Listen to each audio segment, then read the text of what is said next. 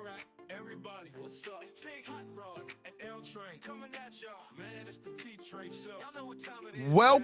Welcome to another edition of 3 the Hard Way. I am here solo today without my fellas. I had to get on here when I heard the news about Shedeur Sanders being the number 3 quarterback for the Cleveland Browns.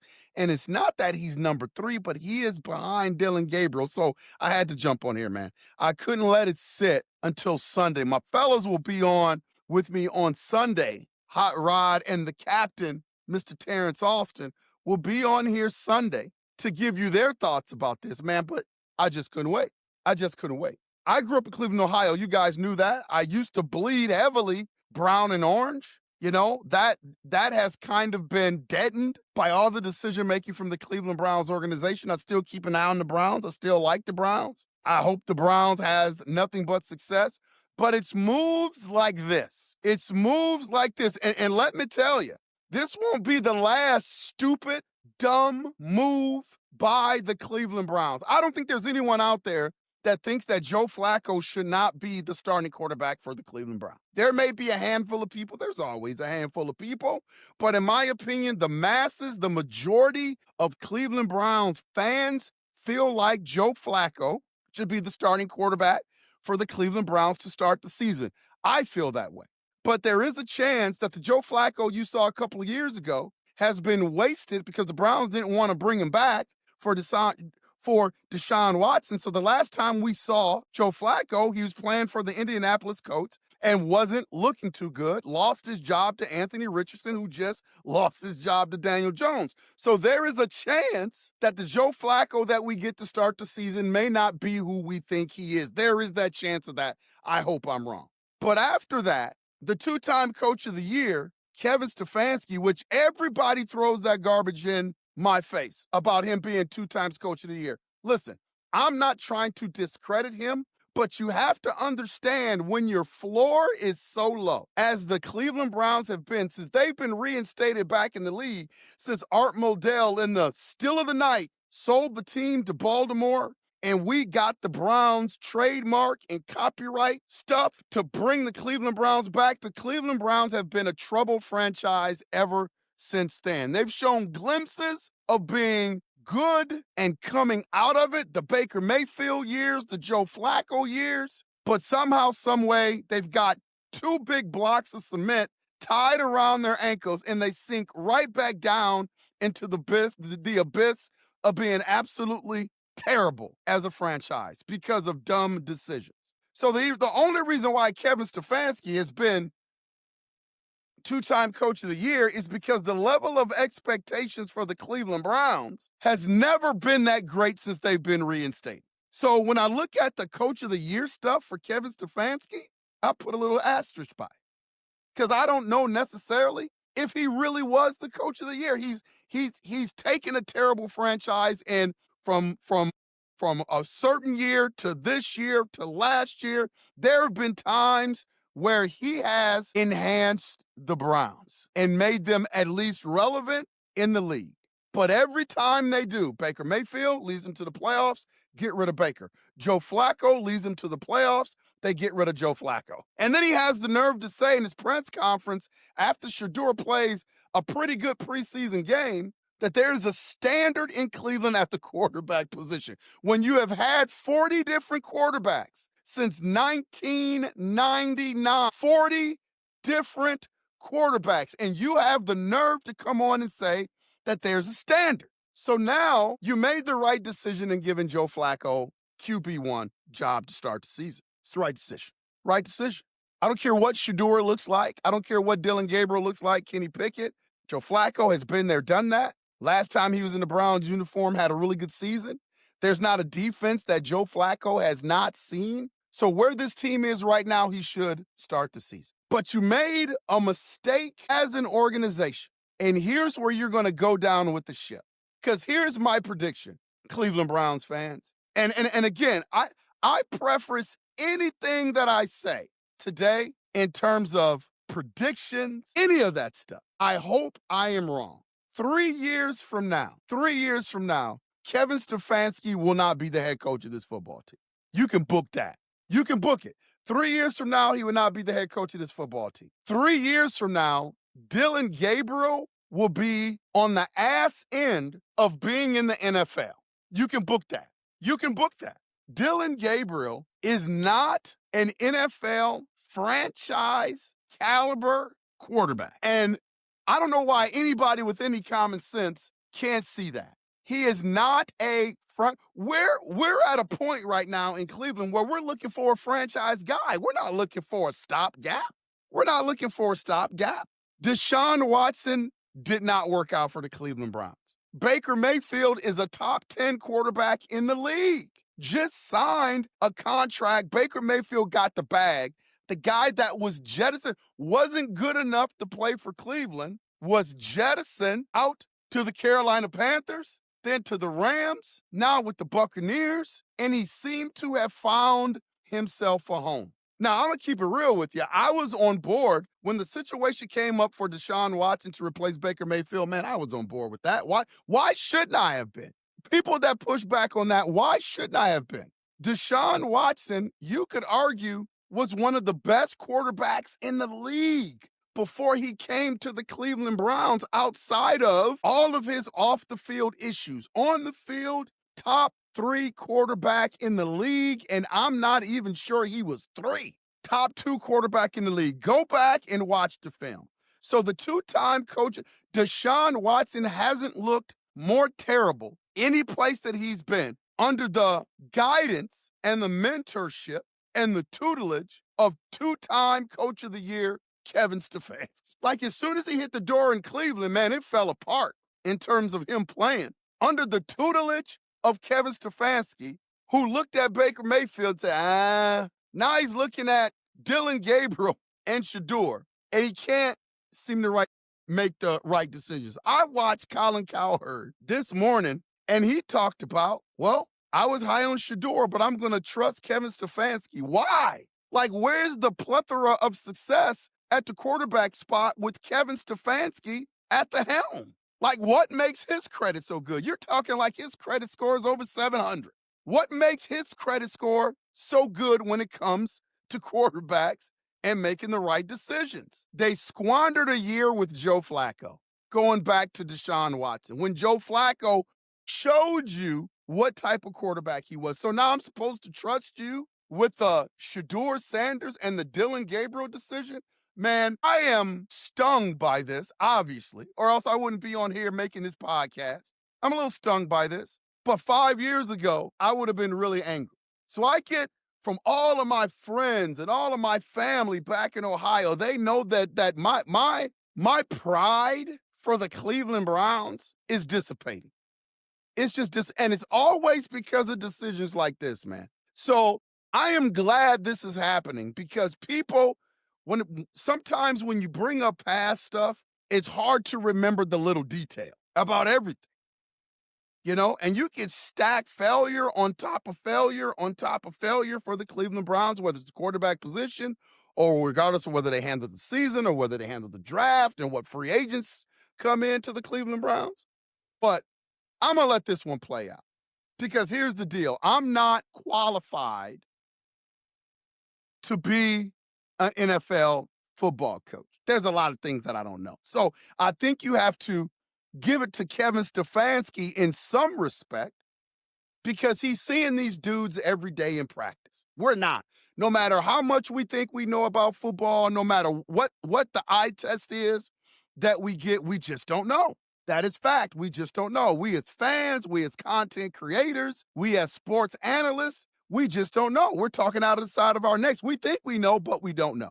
And Kevin Stefanski gets the paycheck because the Cleveland Browns has enough confidence in him to say, hey, you've been there, done that. We trust in you to make the right decision. The Cleveland Browns brass signs off on that every 2 weeks, every month, however the NFL coaches get paid. That is the job of Kevin Stefanski. So I am personally going to sit back and I am going to watch this because I know it's going to blow up in his face. I may not be qualified to assess talents in the NFL, but I've been watching this game long enough. On paper, I may not be qualified, but I've been watching this game long enough to know what I know.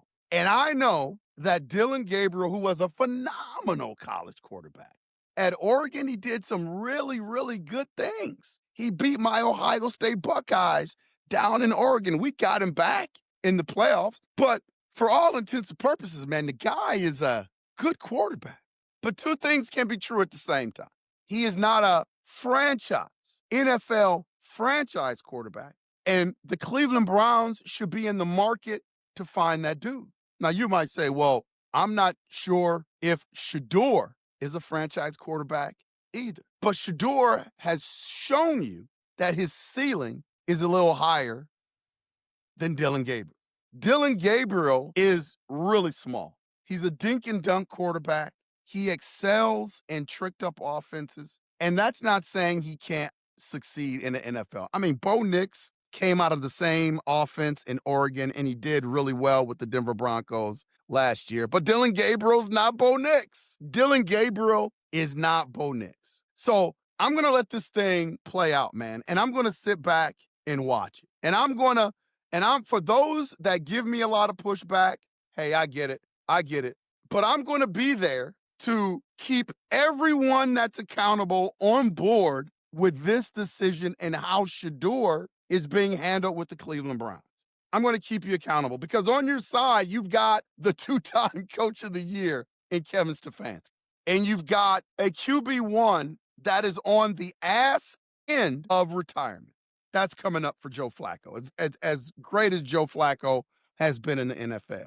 But after that, your job is to be grooming your next franchise quarterback. And right now, with the decision that Kevin Stefanski is showing us, is that it's not Shedeur, it's Dillon Gabriel at this point today. See, the Cleveland Browns, they have to make this work with Dillon Gabriel, or it's bad optics. That's why they're pushing so hard. They drafted Dillon Gabriel ahead of Shedeur Sanders. Keep this in mind, man. Keep this in mind. I'm going to throw a little marinade on it.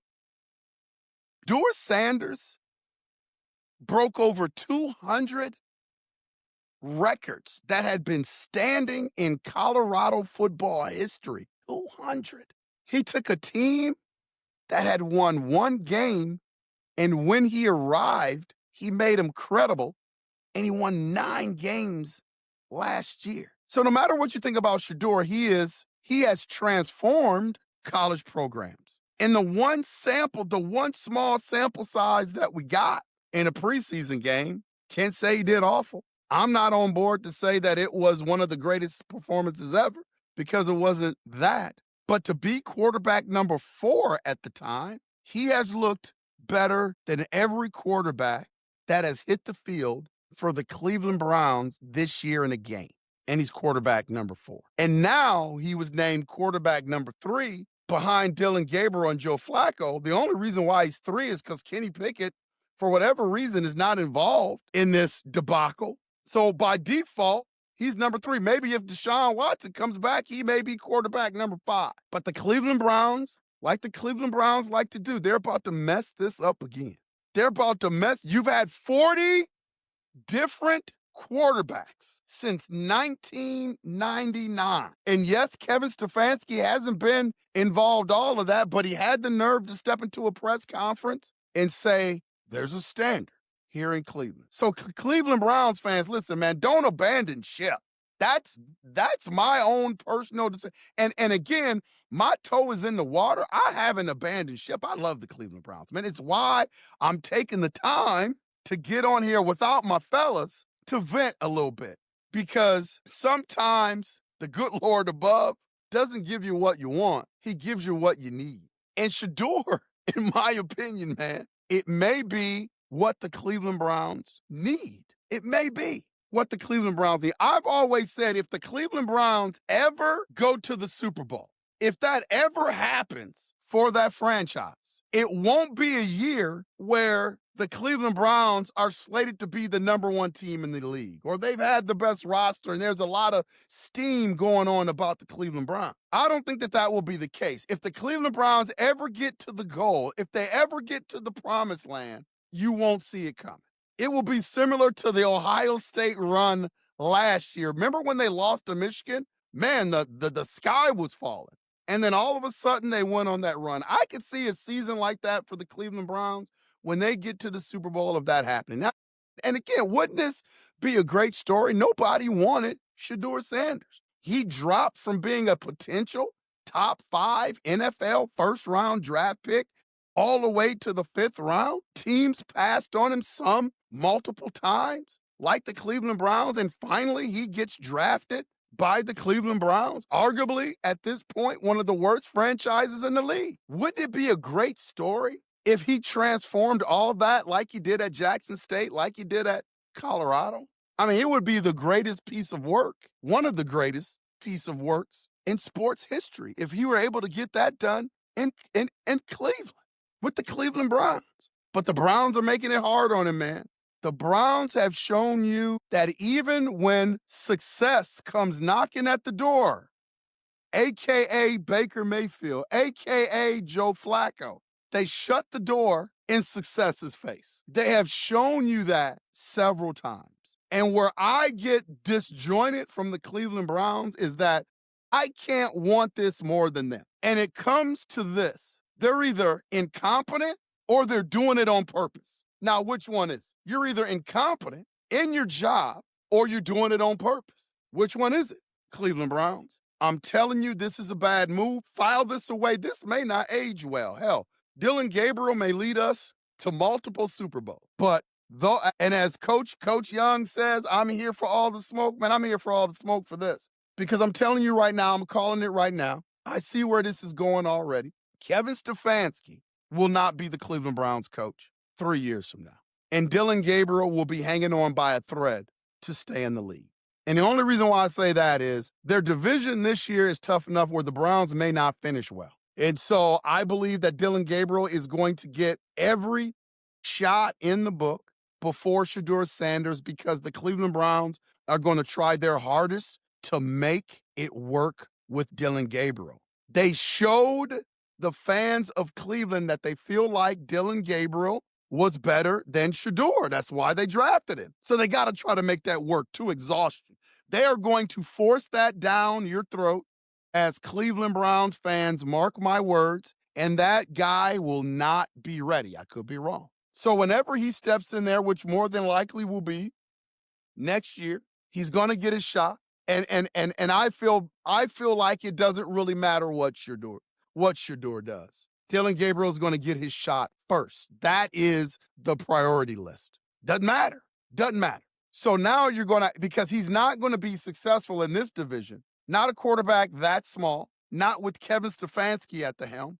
They're always going to be behind the Ravens, the Bengals, and the Steelers. So now you got 2 back-to-back seasons, and the NFL stands for not for long. Kevin Stefanski probably will be jettisoned by then if he survives 3 more years. Dillon Gabriel, they're going to mess around and waste a year with Dillon Gabriel trying to get him to be the franchise guy, which I don't believe is going to happen in terms of success, and you're wasting Shedeur Sanders' development.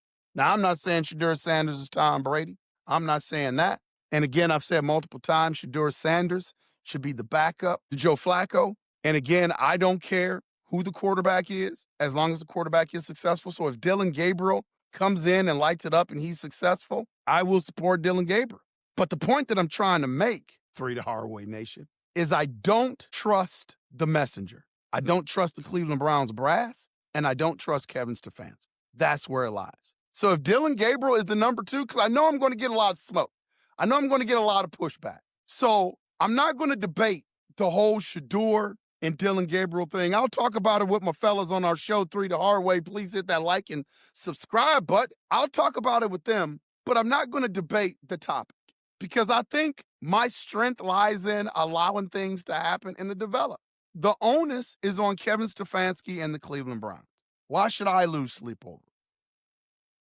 The supporters of Dillon Gabriel over Shedeur Sanders, all right, you guys are going to get your opportunity. Let's see how that works out. And I will support Dillon Gabriel as a Cleveland Browns fan. I will support Dillon Gabriel as much as I can.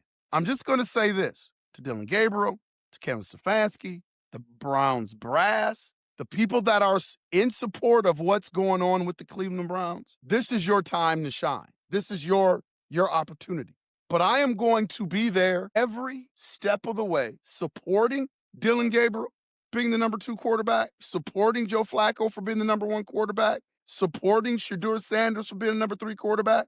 But I am also going to hold you accountable. You have the opportunity to make the right decision and to put the Cleveland Browns on a path to success. You're getting compensated with millions of dollars to make these decisions. And again, I'll say I'm not qualified. I'm not in that tax bracket. I'm not qualified to make those decisions, but I'm qualified to be a fan, qualified to be a content creator, qualified to watch the Browns every single Sunday. And guess what?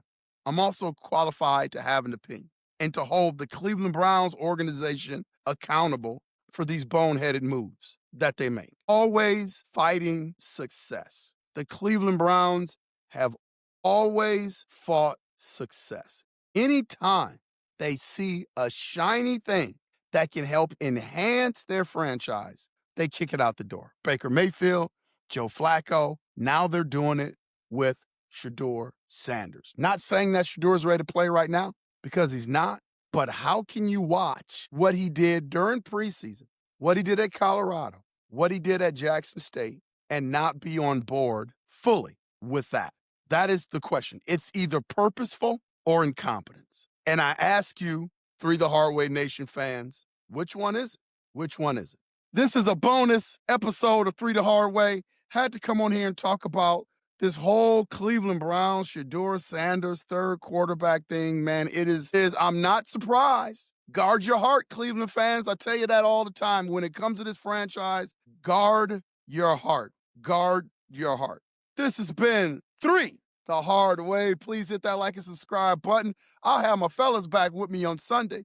The captain, Mr. Terrence Office, Austin, and Hot Rod Coach, Mr. Rodney Young. Please hit that like and subscribe button.